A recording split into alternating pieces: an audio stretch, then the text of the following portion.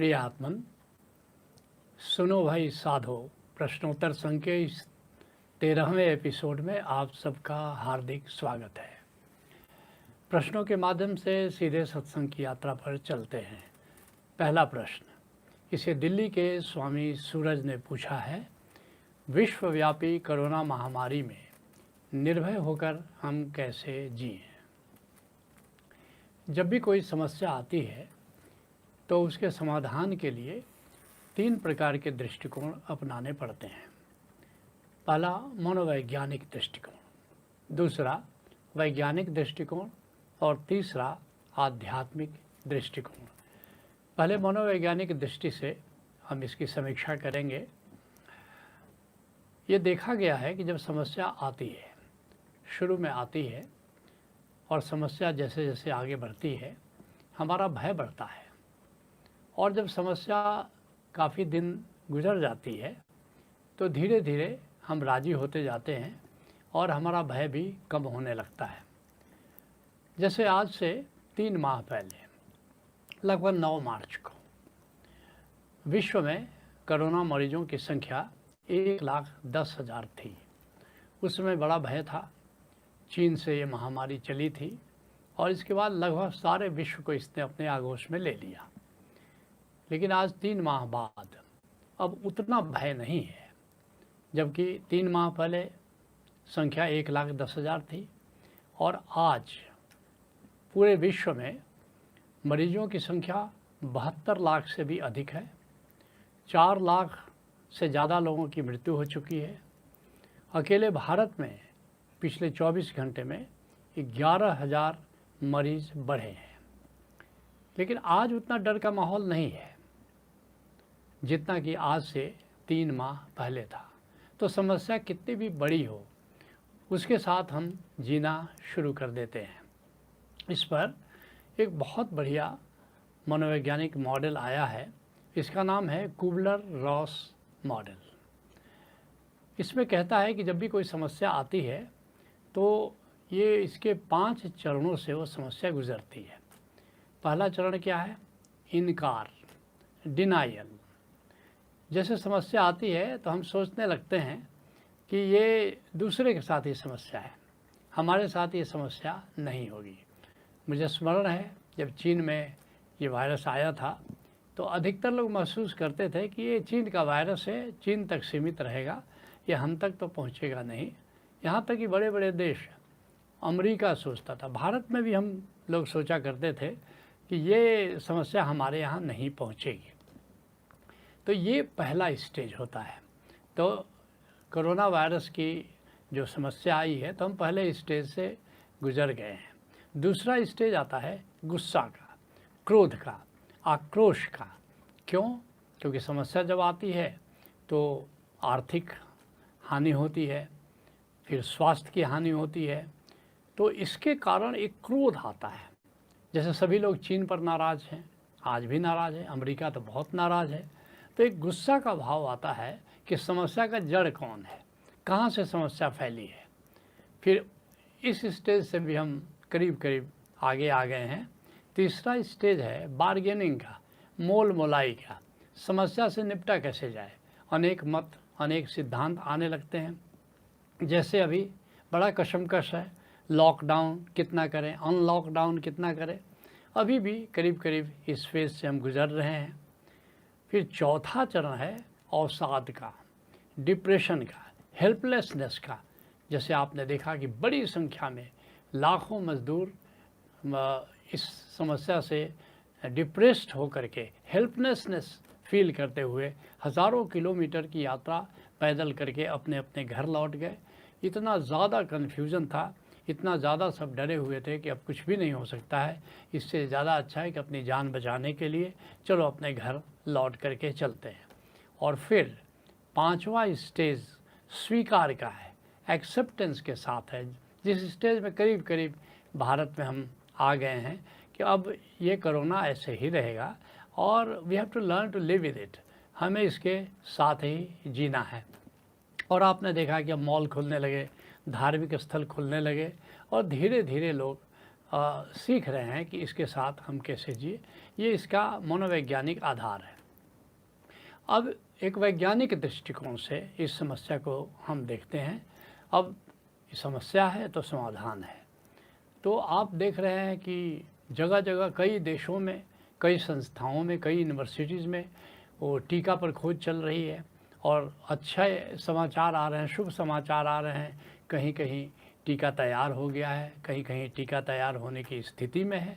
तो निश्चित रूप से कुछ समय बाद टीका एक दिन आ ही जाएगा और इसका समाधान हमको मिल जाएगा। उसी तरह से उपचार के बारे में भी हमारा भारत का आयुष मंत्रालय है, इसने होम्योपैथी में इसके उपचार की संभावना बताई है, आयुर्वेद में उपचार की संभावना बताई है, ऐसे ही एलोपैथी में बहुत सारे समाधान दिए जा रहे हैं। तो निश्चित रूप से कुछ समय बाद एक समाधान वैज्ञानिक रूप से खोज लिया जाएगा और धीरे धीरे आप देखेंगे इस समस्या से हम मुक्त हो जाएंगे। अब इसको आध्यात्मिक दृष्टिकोण से हम देखने की कोशिश करते हैं और आध्यात्मिक दृष्टि से न केवल इस कोरोना की महामारी से, बल्कि आए दिन महामारी आती रही है, आती रहेगी और कोरोना संकट नहीं तो कोई और संकट विश्व में आता रहेगा। तो जब भी कोई इस तरह की विकराल समस्या सामने आती है तो हमें आध्यात्मिक दृष्टिकोण से उस समस्या का समाधान खोजना चाहिए। तो इसमें कोई भी समस्या आए, कोई भी महामारी आए, तो सबसे बड़ी चीज़ जो आध्यात्मिक दृष्टि है जिससे हम समाधान ढूंढ सकते हैं या उस समस्या से निपट सकते हैं, वो है सम्यक दृष्टि। और संत इसी तरह किसी भी समस्या से निपटते हैं। तो ये सम्यक दृष्टि क्या है? भगवान महावीर, भगवान बुद्ध, सभी और भी सभी संत सम्यक दृष्टि की बात करते हैं। सम्यक दृष्टि क्या है? परमात्मा को मंगलमय जानते हुए स्वधर्म का पालन करो, अपना कर्म करो। इसमें पहली बात, सबसे महत्वपूर्ण बात है कि परमात्मा मंगलमय है। डॉक्टर हजारी प्रसाद द्विवेदी बाण भट्ट की आत्मकथा में कहते हैं कि तमाम विसंगतियों के बावजूद परमात्मा इस सृष्टि को मंगलमय दिशा में ले जाने के लिए संकल्पित है। आत्यंतिक परिणाम हमेशा मंगलमय होता है, आत्यंतिक परिणाम हमेशा शुभ होता है। एक भरोसा चाहिए कि जो भी समस्या आई है, ठीक है, कुछ धन जन की क्षति होगी, लेकिन इसका आत्यंतिक परिणाम निश्चय ही शुभ होगा। तो अगर ऐसी दृष्टि है तो क्या हाथ पर हाथ रख करके हम बैठ जाए? क्या कुछ करें नहीं? नहीं, सम्यक दृष्टि कहती है कि जो भी करना है हमारे लिए वो हम निश्चय कर्म करें और कर्म करना ही है, कर्म से दूर नहीं होना है। तो स्वधर्म का पालन करें। क्या कर्म करें? स्वधर्म का पालन करें। स्वधर्म का क्या मतलब है कि वर्तमान परिस्थिति में हम क्या कर सकते हैं, ये स्वधर्म है। और क्या क्या स्वधर्म होते हैं? 5 प्रकार के स्वधर्म होते हैं और एक एक करके हम उन 5 प्रकार के स्वधर्मों के बारे में जानेंगे। और कोरोना महामारी के समय भी और भी किसी विकट समस्या के समय भी हमें इन 5 स्वधर्मों का पालन करना है। क्या करना है? पहला है सम्यक सेवा, सम्यक कर्म। क्या है सम्यक सेवा? कि जब भी कोई समस्या आए तो हम परस्पर सहयोग करें और उस समस्या से निपटने के लिए मिलजुल करके उससे लोहा लें, मिलजुल कर उस पर विजय प्राप्त करने के लिए हम कर्म करें। सहयोग करना है। जैसे आपने देखा कि हमारे यहाँ जब समस्या आई तो कई एजेंसी सामने आई, कई लोग सामने आए जो लोग अनएम्प्लॉयड हो चुके, बेरोज़गार हो चुके, उनको खाने पीने का इंतज़ाम किया। जब मज़दूर जा रहे थे तो उनके लिए खाने पीने की व्यवस्था की। तो ये बड़ी अच्छी बात है कि हम स्वार्थी ना हो जाएं, उस समय मिलजुल करके कम्युनिटी लिविंग जिसको कहते हैं, कम्युनिटी इनिशिएटिव जिसको कहते हैं, तो उसके लिए मिलजुल करके हम कुछ करें। कई लोग सोचते हैं कि समस्या इतनी बड़ी है, हमारे कुछ करने से क्या होगा। तो मैं आपको एक उदाहरण देना चाहूँगा। Chicken soup for the soul एक बड़ी अच्छी किताब है, उसमें बड़े अच्छे से संस्मरण हैं। एक संस्मरण मुझे बड़ा अच्छा लगता है कि एक बच्चा है, समुद्र के किनारे खेल रहा है और वहाँ पर जेल फिशेस बहुत आई हैं, ज्वार आया है, बहुत बड़ा ज्वार आया है, कई जेल फिशेस तट पर आ गई हैं और बच्चा एक एक करके जेल फिशेस को उठा करके समुद्र में फेंक रहा है। एक दूसरा व्यक्ति आता है, देखता है और बच्चे से कहता है कि तुम क्या कर रहे हो? बच्चा बताता है कि जेल फिशेस को मैं समुद्र के पानी में फेंक रहा हूँ ताकि वो ज़िंदा रह सके। वो हंसने लगा, कहता है कि लाखों जेल फिशेज यहाँ पड़ी है और तुम कितना जेल फिशेज तुम फेंकोगे पानी में।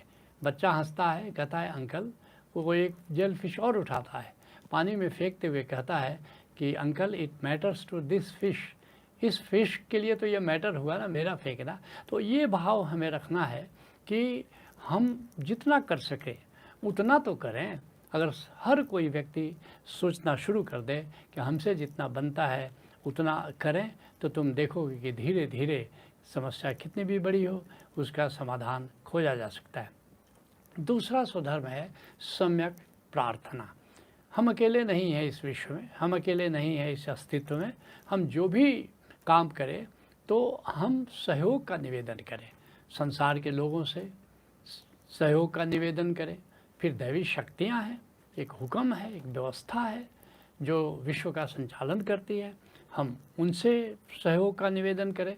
और फिर गोविंद है, सारा ये जो अस्तित्व है इसका पालक, इसका कर्ता पुरुष, इसका पालनहार गोविंद है। और निश्चित हम कर्म हम करें, उत्तरदायित्व तो हमारा है, लेकिन सहयोग का निवेदन करें क्योंकि सारी शक्तियाँ हमारे सहयोग के लिए तत्पर हैं। तो ये है सम्यक प्रार्थना। तीसरा जो स्वधर्म है वह है सम्यक स्वीकार। सम्यक स्वीकार का अर्थ हुआ कि ये जो भी घटनाएं घटती हैं, कभी अनुकूल होता है, कभी प्रतिकूल होता है। यह जीवन क्या है, निर्झर है, मस्ती ही इसका पानी है, सुख दुख के दोनों तीरों से चल रहा राह मनमानी है।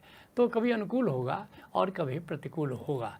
प्रतिकूल से राजी होना स्वीकार है, अनुकूल से तो सभी राजी हो जाते हैं, वीणा की तान हो, अपनी तारीफ हो, सबको अच्छी लगती है। लेकिन प्रतिकूल से स्वीकार होना ये बड़ा मुश्किल मामला है।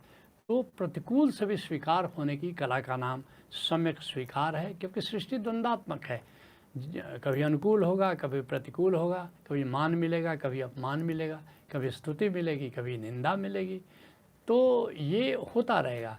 तो एक दृष्टि हमको डेवलप करना है कि संतुलन के नियम से सब आता है। आपदा संपदा काले दैवा दैवेति निश्चय, अष्टावक्र कहते हैं कि कभी आपदा आएगी, कभी संपदा आएगी, कभी दुख आएगा, कभी सुख आएगा। संतुलन के नियम से आता जाता रहता है।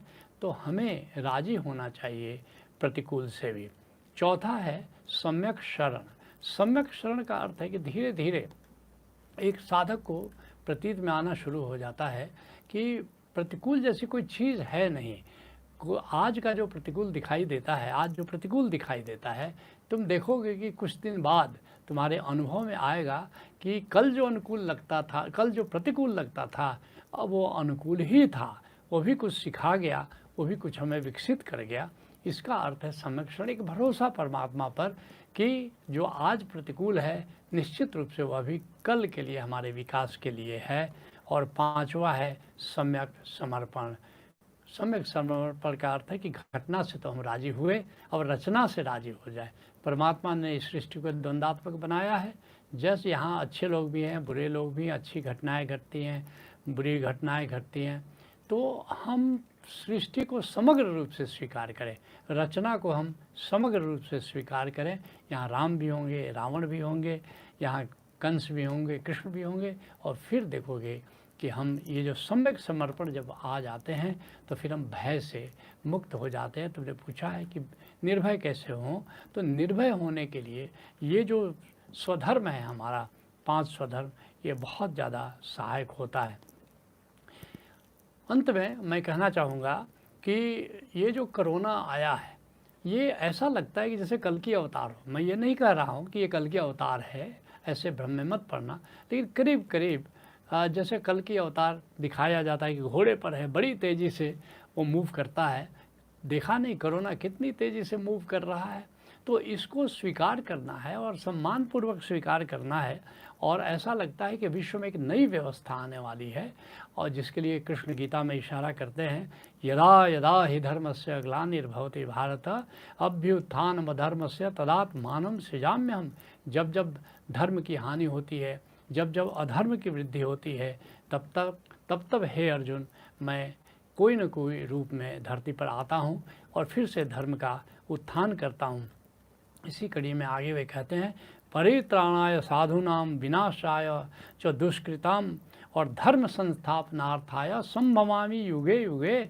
संतों की रक्षा करने के लिए, सज्जनों की रक्षा करने के लिए मैं आता हूँ। आपने देखा कितनी दुष्टतापूर्ण लोग आचरण करने लगे हैं, नदियों को गंदा करने लगे हैं, प्रकृति को गंदा करने लगे हैं और जानवरों की, पशुओं के प्रति इतनी निर्दयतापूर्वक उनकी हत्या करने लगे हैं। अभी देखो कि कितना कुछ बदलता चला जा रहा है। ये विश्व, प्रकृति कितनी स्वच्छ हुई है, कितना नदियों का पानी कितना साफ़ हो गया है, आसमान कितना नीला हो गया है। ऐसा लगता है कि फिर से प्रकृति बिल्कुल निर्मल हो गई है और एक प्रकार का आध्यात्मिक वातावरण बना है। लोग अध्यात्म में, ध्यान में ज़्यादा उत्सुक होने लगे हैं, तो निश्चित रूप से एक आध्यात्मिक वातावरण बना है। जैसे अभी ओशोधारा में ही देखो कि इतने कार्यक्रम, 54 कार्यक्रम, जिसपे कि 28 आध्यात्मिक कार्यक्रम हैं, 26 हैप्पी लिविंग के कार्यक्रम हैं और विश्वव्यापी रूप से इसको लागू कर दिया गया है। तो ये पहले संभव नहीं था, ये पहले इसकी सोच भी नहीं आ सकती थी। तो पूरे विश्व में एक नया आध्यात्मिक आंदोलन शुरू हो गया है, विश्व का वातावरण बदलने लगा है। तो कोरोना के आने से कोई अशुभता के रूप में इसको नहीं देखना है, विपदा के रूप में केवल नहीं देखना है, आत्यंतिक रूप से यह भी मंगलमय होगा। इस भाव से हमको इस समस्या से निपटना है और फिर देखोगे कि हम निर्भय होकर के इस समस्या का समाधान खोज पाएंगे। पहले प्रश्न पर चर्चा को हम यहीं विराम देते हैं। हरि ओम तत्सत।